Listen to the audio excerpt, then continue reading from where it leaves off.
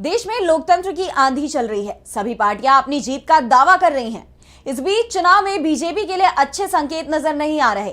विपक्ष का दावा है कि बीजेपी उत्तर में हाफ और दक्षिण में साफ हो रही है और अब यह दावा सच होता हुआ नजर आ रहा है, खासकर दक्षिण में। तो कैसे बीजेपी के लिए इस चुनाव में जीत दिख रही है मुश्किल? क्या है दक्षिण के सियासी समीकरण? देखिए ये रिपोर्ट।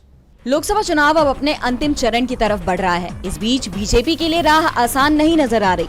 उत्तर भारत में तो बीजेपी पहले से ही मुश्किल में दिखाई दे रही है और इसका एहसास पार्टी को पहले से ही था। इसलिए पिछले 2 साल से पार्टी ने दक्षिण में जोर लगाया था, लेकिन बीजेपी का प्लान फेल होता दिख रहा है।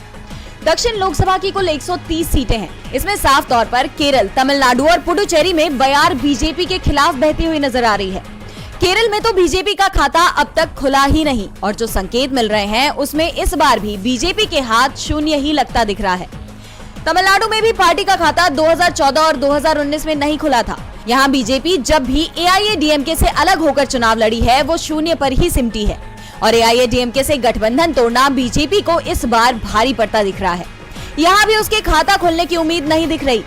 तेलंगाना में तो 6 महीने पहले ही विधानसभा चुनाव हुए थे, जहां जनता ने बीजेपी को बुरी तरह से नकार दिया था। ना तो उसे सत्ता मिली और ना ही मुख्य विपक्षी दल वो बन पाई, जबकि कांग्रेस ने बड़ी जीत हासिल की थी।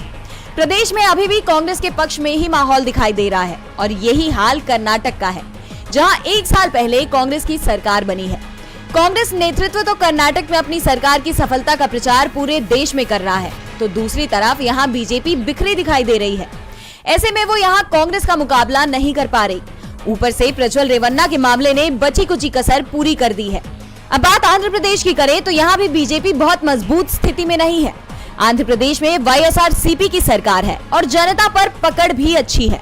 ऐसे में दक्षिण में भी बीजेपी के लिए संकेत अच्छे नजर नहीं आ रहे। विपक्ष के दावे के अनुसार बीजेपी दक्षिण में साफ होती हुई नजर आ रही है। बहरहाल हकीकत 4 जून को सामने आ जाएगी।